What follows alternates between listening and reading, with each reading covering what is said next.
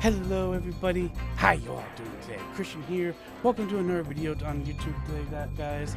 We're doing yet another EDH deck profile, and this time we're doing a profile of my Korvold Cursed Fae King deck. This has been a deck I wanted to put together for the longest while, and ever since Edge of Eternities recently came out, the possibility of that deck becoming a thing became more of a possibility than ever now. Now, yes, I will confess, the majority of the deck is definitely from that tribal deck, not tribal, I'm sorry, that precon deck of the world deck that follows lanes a lot. I will admit to that right now. That's why you're gonna see this guy right here. But I did definitely tune this deck up for immensely. Like I said before, I've always had a mindset of making a Korvold lane deck. It's always something I've wanted on my to kick off my bucket list, and I'm glad to be able to finally do that. I picked up the deck not too long ago, the precon, and within only not even 2 weeks, I got so excited to pick up the deck. I built the deck together. Not even 2 weeks, I bought out every single card I needed for this deck right here.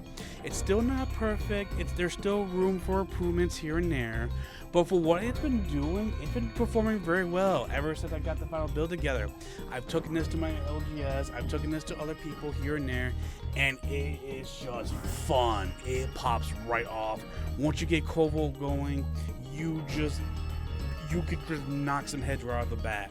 And because Korvold is so good at building up his own power, while Jund doing what Jund does the best, especially with thanks to the help with the precon we recently got, this deck just becomes immense of fun. And we'll go straight to the profile. And what's really fun about this deck right here is that this deck relies more on your lands.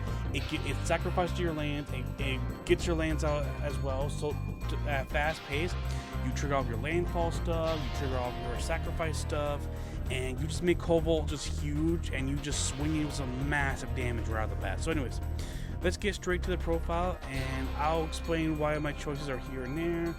And yeah, let's get to it. So starting off the profile, we have the main guy right here that we decided to build the deck around. We have Korvold, the Fae-Cursed King. He is a 4/4 flyer. He calls Jund colors and 2 of anything, so 5 mana. He's a flyer. What he does is when Korvold enters or attacks, sacrifice another permanent. Whenever you sacrifice a permanent, put a +1/+1 counter on Korvold and draw a card. So, since you're doing what Jund does Jund best, this card literally rewards you for doing that. This card not only allows you to draw cards to make up for sacrificing your stuff, but also you pump this guy really hugely right off the bat, and you get the right amount of power going and you get the right setup going, you can just start knocking out people one hit all the time, or even at the very least 2 hits right off the bat. There's been games where I got him to, like, on the first turn or second turn I brought him out, I got him like 12 plus power, and I knocked out some people after 2 hits. There was one time I got him up to like 20 power, swung with him with 20 power, used his ability to sacrifice another permanent, and kill my opponent with commander damage here. Now, yes, you can use this guy and the artifact that came with the precon as your commander instead. I like them. They do things, but the problem is they don't allow you to recover as well like you can with Korvold, while bringing the big damage right off the bat. So I feel like Korvold is definitely a better choice of commander, not just because of my own personal choices with the build, but this guy is just a better choice of commander than who else you can definitely pick, especially with a build like this. So there's our commander Korvold. And then we have our lands, which is something that this deck definitely utilizes a lot with this deck. You sacrifice your lands a lot to do things. You also bring up more lands, and even your basic lands have much more of a use than they ever did, because you're sacrificing your basic lands to go through, figure out. Oh, before I go any further, before I forget, I will confess real quickly. Even though this video says it's bracket 2, but I do have one game changer in this deck. I forgot to mention that. The reason why we have game changer because at my local LGS, if you have seen my Dragon profile, you already know why I have the one game changer. But for those guys who don't know, at our locals right now, we play bracket 2 and bracket 3 a lot, and our guy who runs the store, who runs the tournament and everything, he did say that as long as we're playing bracket 2, we're allowed one game changer. We're allowed one game changer per our bracket 2 decks, and that is it. Even though you're technically not supposed to have any game changers, our shop does allow one game changer per deck. So if you see a game changer later on down the list, that's why, because our locals is allowing one game changer per deck, which this one game changer in particular we're playing definitely helps what this deck is going to do. Anyways, so back to what I was trying to say with the lands. This deck definitely relies a lot of utility with your lands. It gets out your lands, you sacrifice your lands to bring out more lands, and make some great utility right off the bat. So it's really explosive really quickly. So for the lands, we have the obvious 3 shock lands and 3 fetch lands. No explanation why these lands are important right here. And the fetch lands right here are definitely a lot more crucially important than they've ever been with this deck right here. You have cards and combos that allow you to literally recycle your fetch lands a lot. So by doing that and using these cards that allow you to bring back your fetch lands out, this allows you to go through your deck very quickly and just spam out whatever important lands you really need. It's really powerful, really neat, and I really like that. And then we have the Jund Tri-land, no explanation why this is in the deck right here. And then we are playing some dual lands, not the dual lands or like 200 plus piece, whatever. The ones that pretty much say they come untapped as long as you have 2 other basic lands and the 2 cycling lands. Nothing really too extraordinary special. And they do have basic land types, so they are fetchable not only your fetch lands, but also this deck, the Precon, also came with new fetchable lands that allow you to get your basic land types. You have, I don't know what to call these lands specifically. I don't know. If you guys want to tell me in the comment section, please let me know. I don't know what these specific lands are called right here, but these are the new basic land getters that you run with this deck right here that allow you to not only get your basic lands, but this also allows you get, as we just mentioned earlier, not only your shock lands, but they can also get your tri-land as well, and even I believe you can get your shock lands. I believe my ruling is correctly. If not, worst case scenario, you can use these lands to get these lands in particular, and they also allow you to gain life. Well, at least 2 of them do. They also allow you to gain life whenever you pop off with them. So it gives you life recursion, and it gives you more opportunities to recycle lands.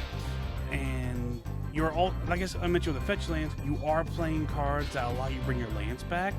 So like what I've mentioned with the fetch lands, you can bring these guys back constantly to just go through your deck, get some beneficials with land drop benefits and sacrifice benefits with Korvold, which is really nutty.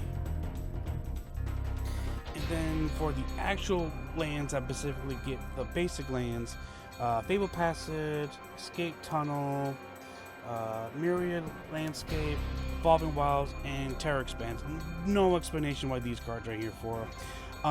Once Prismatic Vista drops down in price, or if I am able to afford a Prismatic Vista for this deck right here, I will definitely probably cut out one of these 2 cards right here per Prismatic Vista.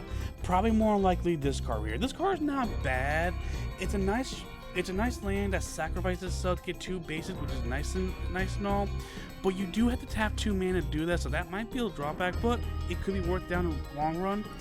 And while this one right here just doesn't do anything too grand other than get a basic land, and you already have 3 lands that allow you to do that.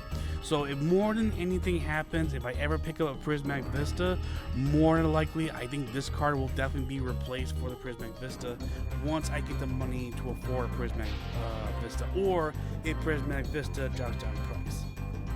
And then we are playing quite a bit of basic lands. We have 1, 2, 3, 4, 5, 6, 7, 8, 9 forests. We're playing 9 forests in this deck right here, and we're only playing 1, 2, 3, 4 sweeps and 1, 2, 3 mountains, and that's it. We play a lot more green basics than we do with the red and black, because the majority of the cards that we need to flush through our lands are usually more green.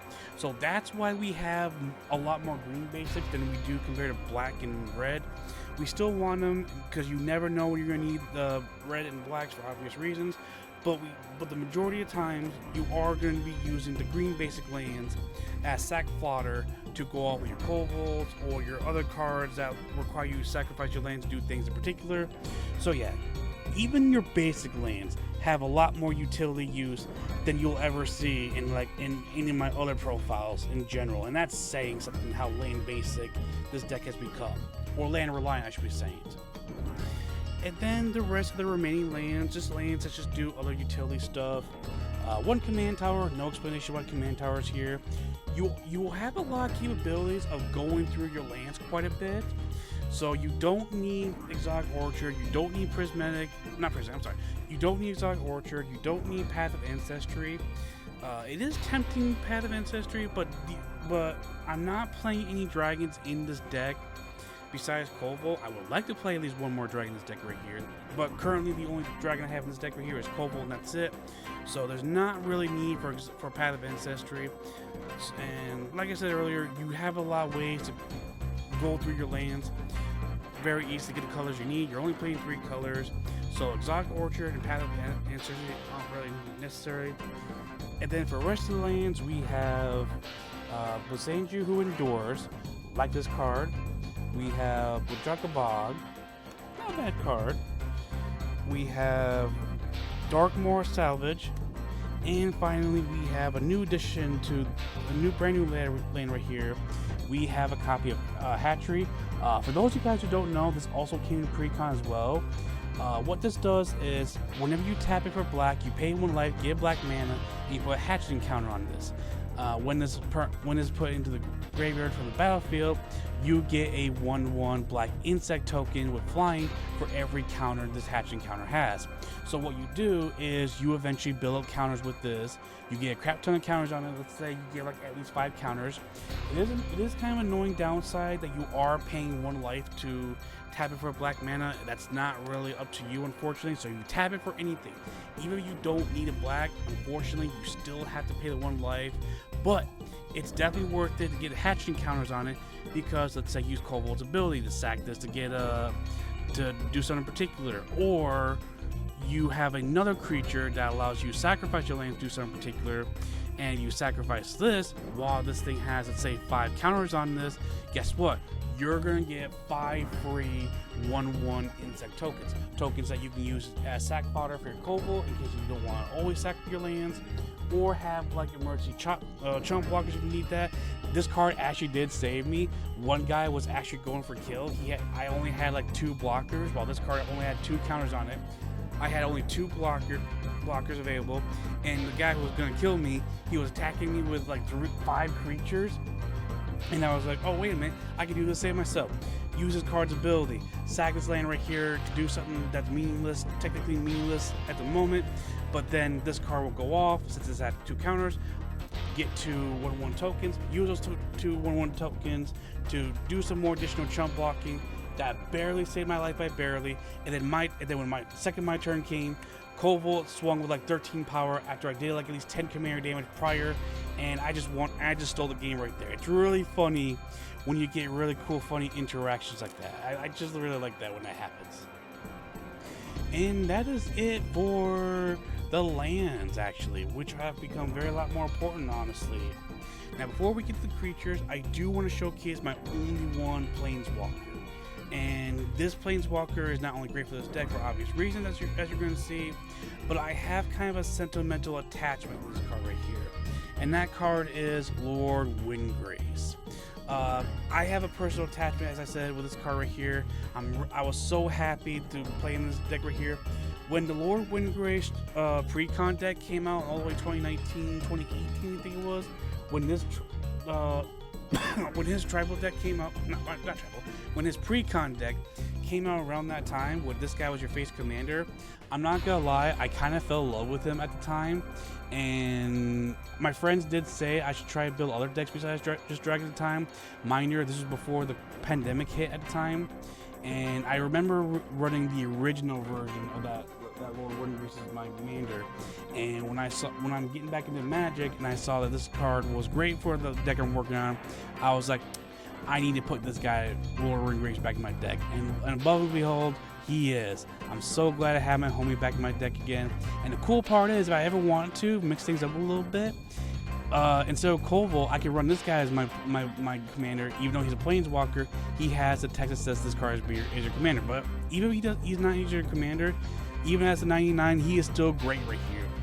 For those guys who don't know what he does, his loyalty is 5. He's he costs exactly the same as Korvold in order to be played. You can +2 him to discard a card, draw a card. If the card you discard is a land card, you draw 2 cards instead.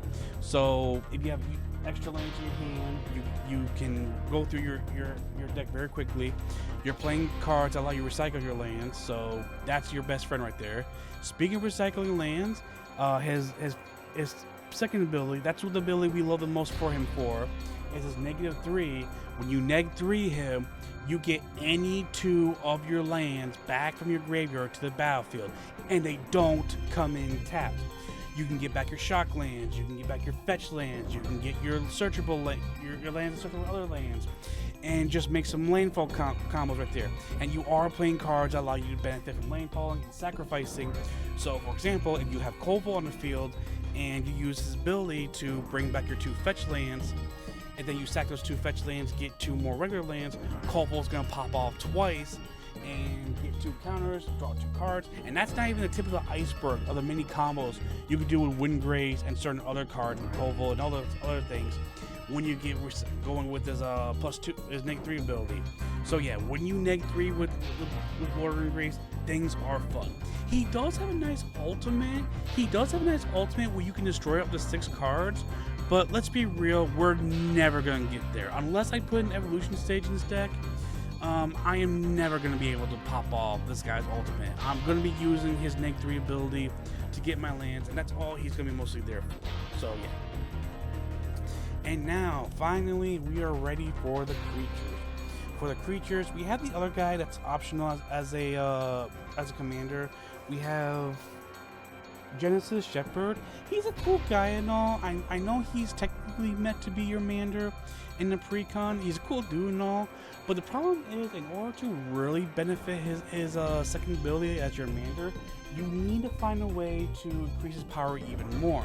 And what's annoying about him is you can't even use his final ability to target himself. You have to target another creature. So unfortunately, you don't always get when he's your Mander, you don't always get the best benefit with his final ability. But he is still a good card overall, which is why he's still in this deck. He may not be the Mander, but he is still a good card. The ability to get your lands from graveyard is always going to be useful no matter what. You're playing a deck that allows you to sack your lands, you want to recycle your fetch lands, shock lands, etc.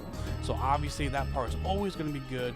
But the main thing we use him in the deck for is use his ability to where whenever you sacrifice another permanent, you can put a +1/+1 counter on equal to target creature, equal to the amount of power this card currently has. So that's why his final ability is hard to use as your Mander, because you don't have a lot of ways to give him power, and the main way to get him really good going is to give him some power. So if you gave him if his power was 5, you could give target creature 5 +1/+1 power, which is really cool and all. But as your Mander, you have other stuff that gets the job done just fine. So that's what you use. So what you usually use him for is you have him in the field with your Korvold, and then every time you sack something right here, his ability would trigger, and you'll always give Korvold more +1/+1 counters. So this will help you make your Korvold stronger even faster, so you can be more likely kill off your opponent a lot faster as well. So yeah, I do like Shepherd. He's really cool, Genesis Shepherd, but I just like Korvold more as a Mander. And then we have Soul Windgrace. This card is pretty cool. Whenever Soul Windgrace enters the battlefield, by the way, he's pretty much a creature version of my Lord Windgrace, which is awesome. Whenever he attacks or enters, you may put a land card from my graveyard onto the battlefield tapped. Unfortunately, it does come in tapped, but again, more land recycling is always fun. Plus, you're getting more lands from your graveyard to the battlefield that are hitting the battlefield, so this will trigger more of your landfall stuff. But yeah, he does got some nice abilities where if you discard a land, do something particular, you can do cool things, draw a card, gain life, etc. But mainly we use him for his ability to get land back every time you attack or draw or attack with him. So that's what he's there for. More land recycling. And then we play a copy of Death Priest. you are playing a lot of sacrifice stuff. So whenever you sacrifice something, all your creatures will get +1/+1 counter. So again, just like Genesis Shepherd, it's another way to pump up your guys' power and your Korvold power. But the nice thing about this card right here is not only this card helps out your Mander, but it also gives all your creatures +1/+1 right here. So theoretically, if Shepherd was your Mander, you could use Death Priest's ability to give Shepherd more power, more +1/+1 counters. That way, when Shepherd goes off, to give something another +1/+1 counter. Let's say because of Priest, you were able to get 4 counters on Shepherd. You could use Shepherd's ability.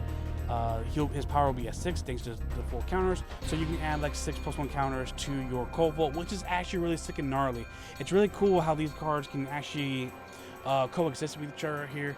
But again, in order for this to pull off, you would, as Shepherd, as your Mander, it would have to require you to jump through some hurdles. But again, it's why Korvold's a better choice of Mander, because Shepherd requires the right set to be really good, whereas Korvold, he is good immediately the second he hits the board. And then we have the landfall section. We have Icetill Explorer. This is a cool card right here. I can play additional lands on each of my turns, so instead of 1 land drop per turn, I get 2. I can play lands from my graveyard.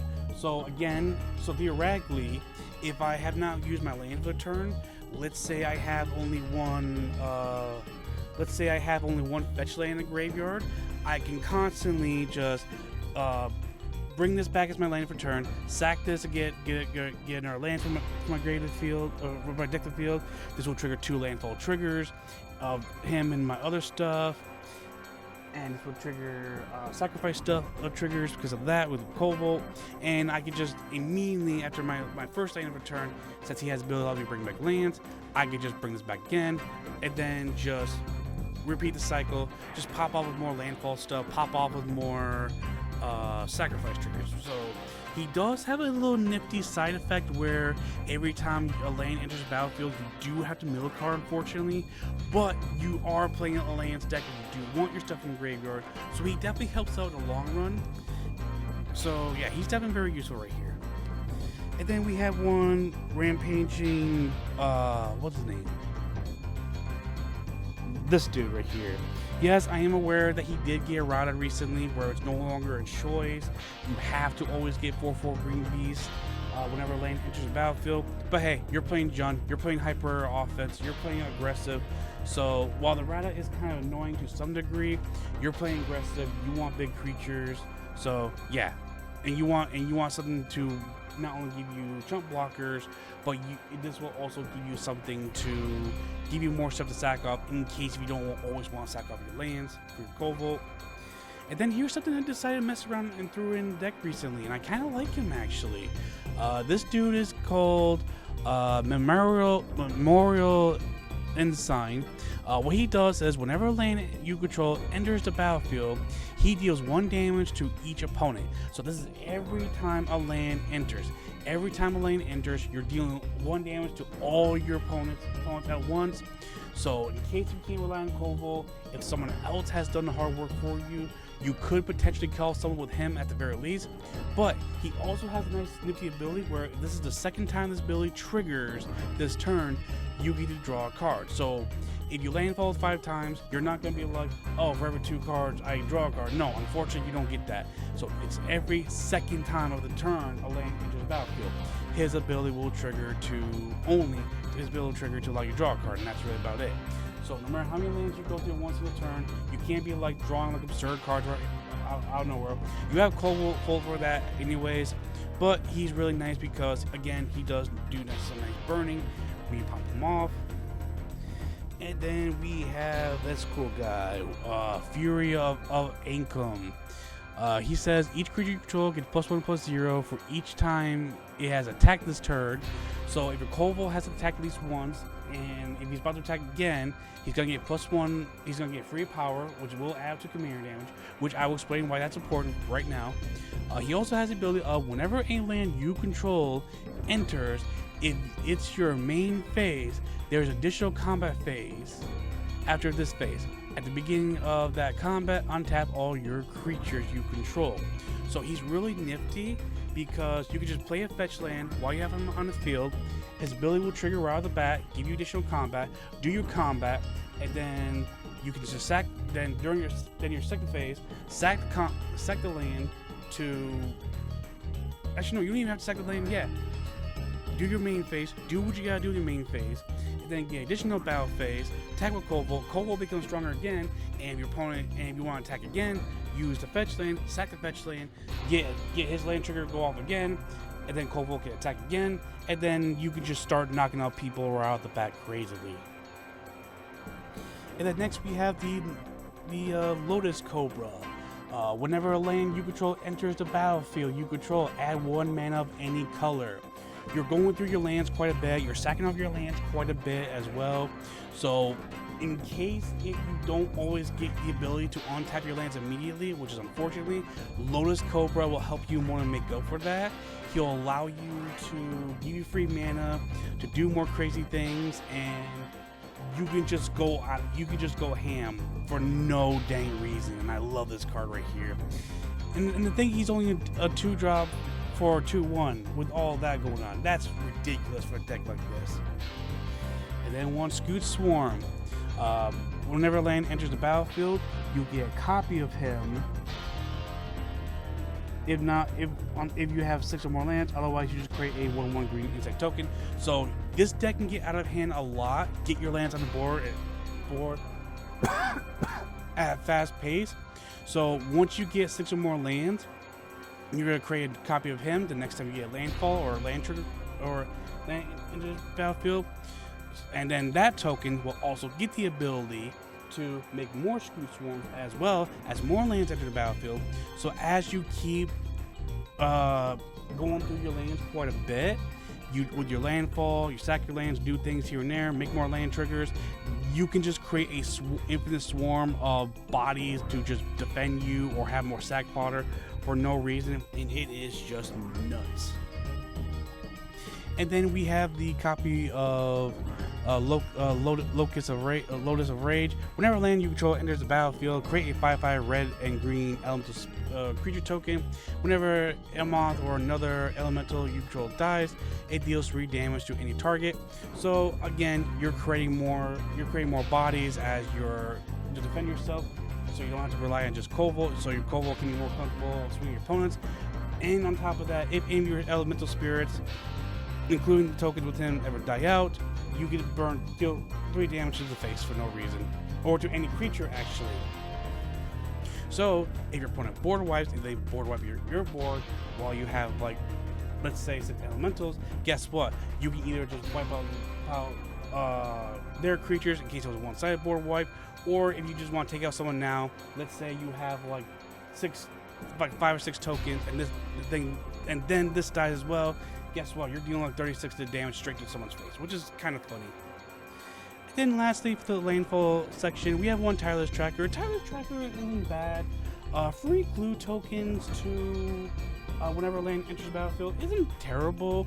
It gives you more ways to draw besides just Korvold, and it gives you free artifacts to sack off with Korvold.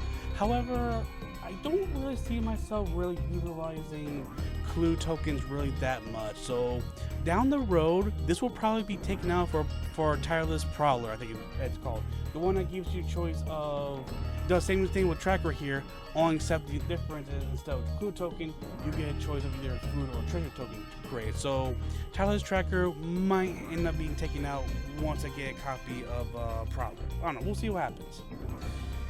And then for the rest of the creatures, we have Horizon Explorer.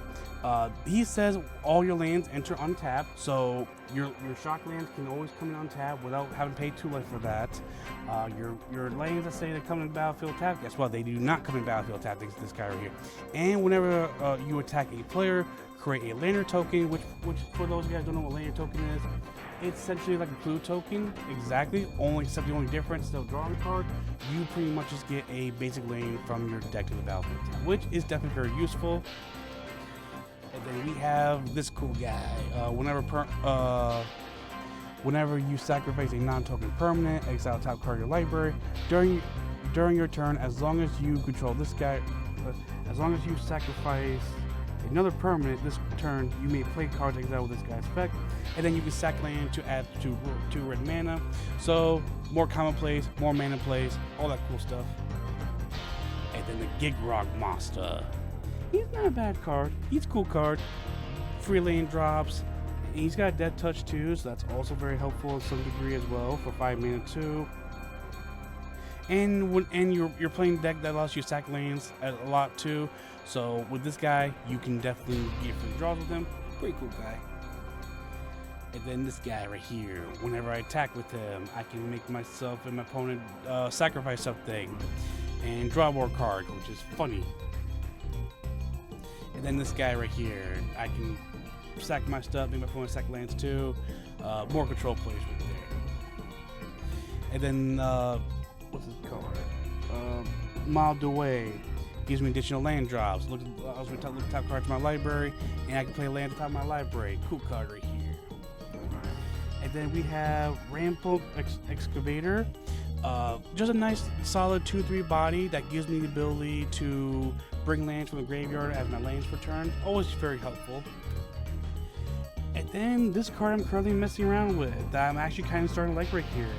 Selvin Safekeeper. What this card does is by sacrificing a land, and you can do this anytime. By the way, it does not require tapped mana or nothing. You can just sack a land at any time, give target creature you control Shroud until the end of turn. So my opponent tries to Path of Exile or Assassin's Trophy my Korvold. I can be like, nope, I'm going to sack a land, save my Korvold from being targeted, and guess what? On top of that, while saving my Korvold, I get to get free draw and get free +1 counter on him on top of all of that. So yay, more funny shenanigans right here. And next we have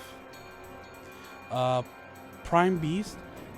Unfortunately, he is a 10/10, which is cool and all, but unfortunately, he does say that when he enters with 6 stun counters, which means that anytime he would be untapped, you remove a stun counter instead. So for up to like 6 or so turns, he definitely remains untapped. Once you get the counters off him and you're able to attack with him, he has a massive 10/10 for only 4 mana, which is kind of cool. But the main thing you use him for is for his ability to, for paying 4 mana and second land. Again, more ways to utilize Korvold. You create a 4/4 green beast. So he's another way to make more bodies, and he's another way to help you sack more lands if you need to sack more lands without so you can start popping out with Korvold. And next we have one Protector of Argoth. Just a nice decent card to allow you to get a land from your grave to the battlefield, and it doesn't come in tapped. It doesn't even come in tapped, so you can get your fetch. So it's another card to get your fetch lands. It's another card to get your pour and shock lands. All that crazy good stuff. But the main thing we use her for is not only for to get land back when she ETBs, but also for the ability that whenever a land is put from the grave to the battlefield, you create a 5/3 elemental green beast. Now, they're not as tough as they're not as tough as the green beast, that's the elementals that you get from your locust, but it's still an elemental token nonetheless. So when you stack up with more tokens with her and him together, and your opponent board wipes or any of them die, locust will still go off, and he will still allow you to deal 3 damage to someone every time one of your dugers dies. So yeah, definitely still a very good card to that department as well. And then next up we have Spring Bloom Druid. When he enters, sack a land, search my library for 2 basic lands, put in battlefield tap. More basic land searchers.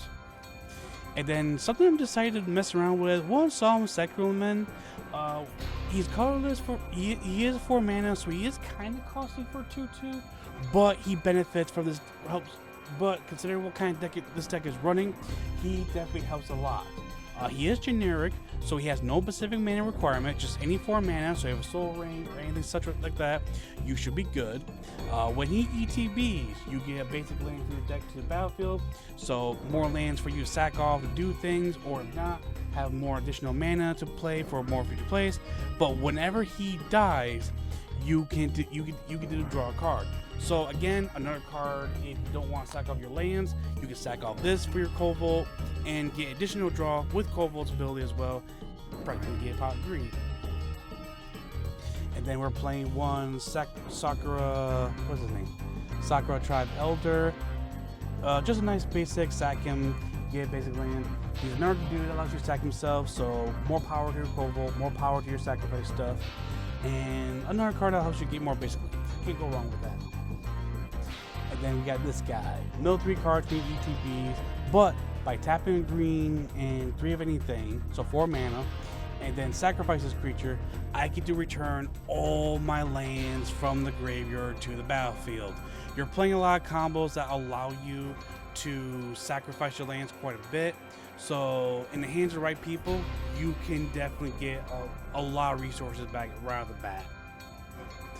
And then we got this card right here. It's alright for 3 mana. You can play the top. You can look at the top card of your library. You can also play lands from the top of your library as well. But what's also good about him is he also has a nice ability of, as long as you control 3 or more creatures with different powers, you may cast creature spells from the top of your library as well.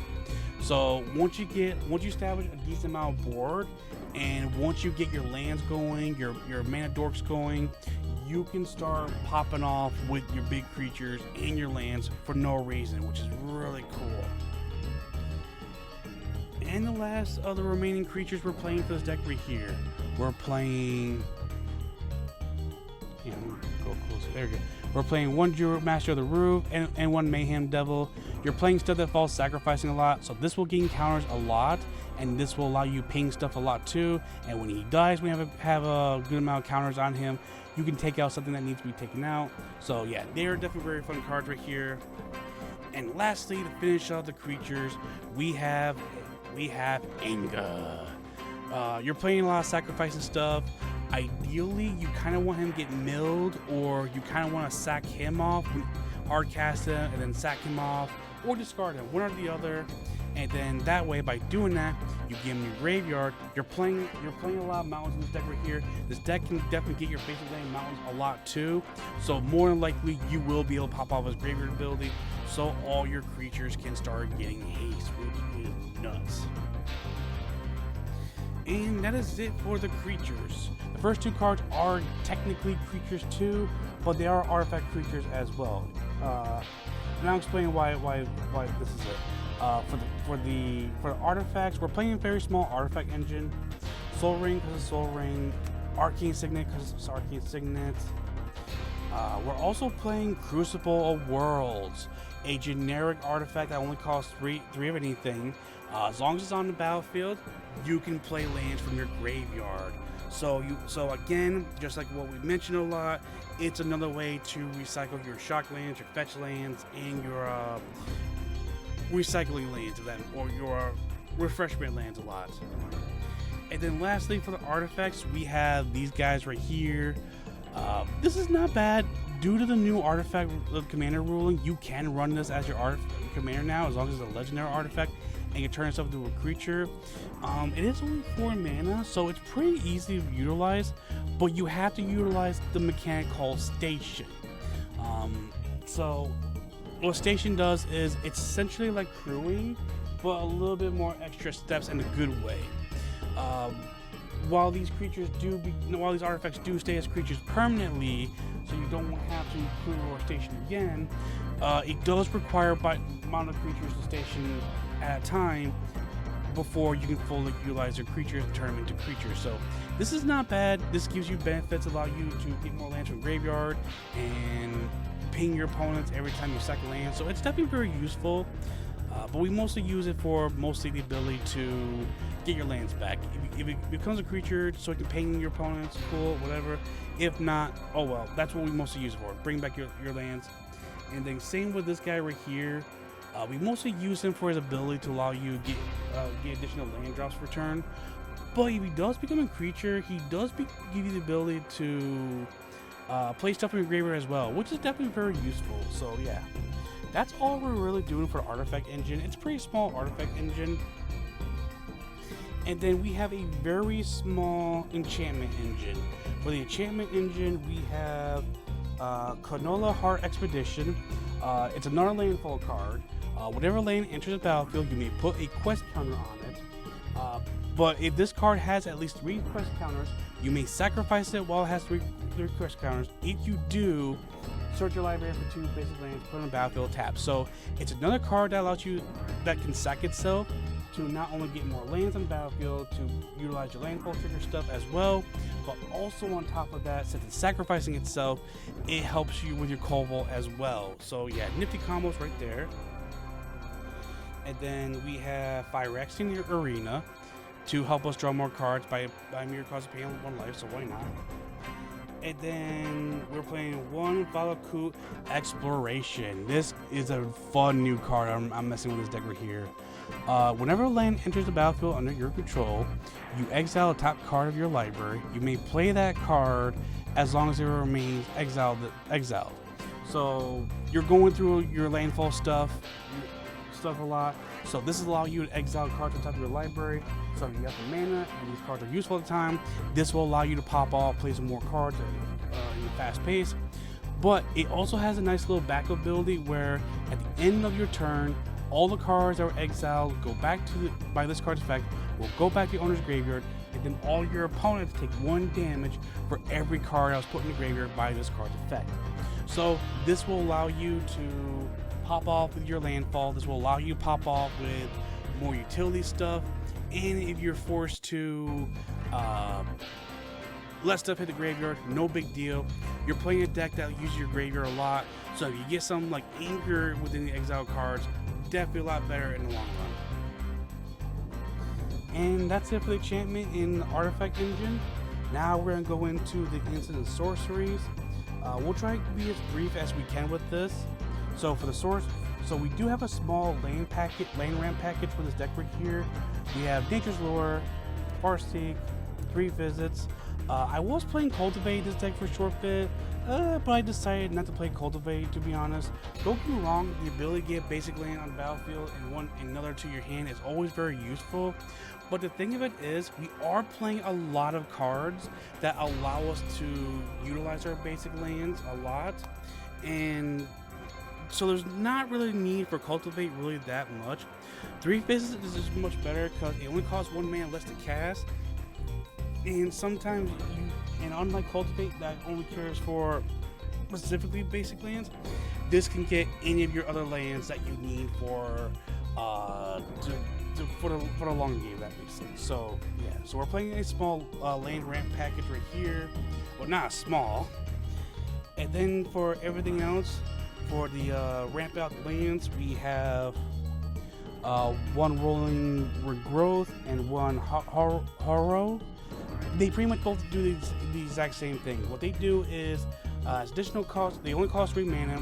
As additional cost to play this card right here, you sacrifice a land you control, and then you search your library for 2 basic lands, put in the battlefield, tap. So that's why Cultivate is kind of unnecessary.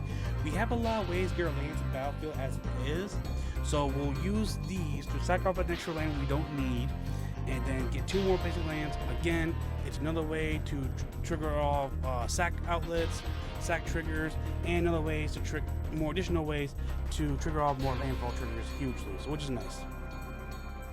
And here's the one game changer I mentioned earlier that I am playing with deck right here. We're playing 1 Crop Rotation. Crop Rotation, really nice card right here. This can allow you to get any land. You get your command tower and get your fetch lands, your shock lands, your triumph lands, or whatever. Any type of land. This card's a game changer for a reason. Sacking off a forest just to get out something, fetch land out of the deck, and then fetch out something with this is just really gnarly. And again, it's another card that allows you to trigger off your Korvold sack trigger while triggering off your landfall triggers with your landfall stuff at the same time. So this card does so much for this deck right here. And then for the big payoff lands, as I would call this. Oh, before we get to payoff lands, one Night's Whisper. Just draw 2 cards and lose 2 life. Nothing really too special about that. Cool. And now, as what I was trying to say, now we get to the payoff lands cards right here. We're playing Splendid Reclamation. It's another card that allows you to get all your lands from the graveyard back to the battlefield. So it recycles all your lands, get them on the battlefield, and then you just trigger off so many landfall triggers at once. Since you're getting back so many lands from your graveyard back to your hand. Or not hand, battlefield, I'm sorry. Get so many lands from your graveyard back battlefield, and that's gonna trigger your landfall like there's no tomorrow. And then Naruto's Light Footing, I think it's called. I sack X lands for whatever I pay for X. I draw that many cards and I make that many land drops for that turn right here. So this combos off if you have cards that allow you to get your lands from the graveyard, say like Crucible World. Let me get Crucible World for example. So let's say I have. There you go. So let's say I have Crucible Worlds on a battlefield right now, and I just use this to sacrifice 5 lands to draw 5 cards. I get 5 land drops this turn, and since Crucible says I can bring lands back from my land for a turn, this will allow me to literally potentially recycle a good amount of lands that are in my graveyard and just pop off from there. And lastly, to wrap up the what was it calling this? Oh yeah, the payoff engine. We have Scape Shift. When my local LGS recently opened up, and I saw this card, and I knew I wanted to build Korvold that utilizes lands, I immediately said to myself, "Yup, I'm getting this card. I'm definitely getting this card because I know by fact I'm gonna build Korvold very soon." And sure enough, I picked up this card. The Edge of Eternity's Precon of the Space Invaders came out, and I was like, I am so glad I bought this card when I did. And ever since I did, and ever since I put this card in this deck right here, it has done some huge things right here. Now, for those of you guys who don't know what it does, for only 4 mana, with 2 of it having to be green, you sacrifice all your lands that you control, and for every land you sacrifice, you may search your library for up to that many cards. So you play this, and by the way, those lands, and unfortunately your lands do come in tapped, but this will trigger off so many landfall triggers, and since you're sacrificing crap ton of lands while you're having Korvold will pop off after this card resolves, and after you get your lands in the battlefield. Korvold will trigger as long with your landfall stuff will trigger a lot. So if you play this, say sacrifice 8 lands, you'll get 8 lands from your deck to the battlefield, and then trigger ridiculously. And what's really nice, this card also combos off with where is he? There he is. This also combos off with Explorer too. So you happen to have Explorer on a battlefield while you're resolving your escape shift right here. Guess what? None of those lands you bring out while you have your Explorer on the battlefield will no longer come in tapped. So you just get free mana right off the bat, which is just nuts if you can get your Explorer to combo off together. And then that is it for the important stuff right here. Now for the interaction sections, I would like to call it. We have target removal stuff. We have Assassin's Trophy because Assassin's Trophy. Windgrace's Judgment. This will allow me to destroy stuff up to the amount of opponents I have. So in a game of Commander, this is definitely very useful. It is pretty costly, 5 mana, but you're destroying up to 3 things. So I think it's definitely worth it for 3 mana. Putrefy, because it's Putrefy. Rakdos Charm, because it's Rakdos Charm. Beast Within, because it's Beast Within. And then Inferior Grass, because it's Inferior Grass. So your basic run-of-the-mill target removal stuff for Jun. And then to wrap up the deck, finally, we have the board wipe section. We are playing quite a bit of board wipes, actually. We're playing Blasphemous Act, because it's Blasphemous Act. Gaze of Garnet, because it's Gaze of Garnet. And then we're playing the new board wipe that came in the pre-con, which I would not be, considering how good this card is, I would not be surprised if this becomes a game changer down the road. And that is Planetary Annihilation. What this does is, for those of you guys who don't know what it does, each player chooses 6 lands they control, then sacrifice the rest. Planetary Annihilation deals 6 damage to each creature. So if all your opponents happen to have like 6+ more lands, you can use this to literally annihilate a good portion of your opponent's lands, keep them back to 6, and then wipe out a good portion of your opponent's creatures ridiculously. You're playing Jund, so you're playing Recovery, so this will not really hurt you really that much. Plus, you're playing a deck that allows you to recycle your lands. Now, keep in mind, okay, actually, and remember, you're also sacrificing your lands too if you have sacrificed lands. So again, it's another way to trigger out Korvold's ability.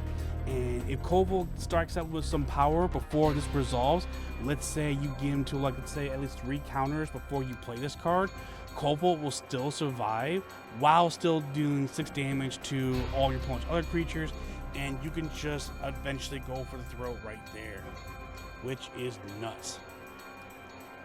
And yeah, dudes, that right there was my Korvold deck profile. I'm really happy with how the deck is right now. There is still room for improvements. I'm still doing some further test plays here and there. I have some ideas of what cards I want to put in, what cards I want to take out.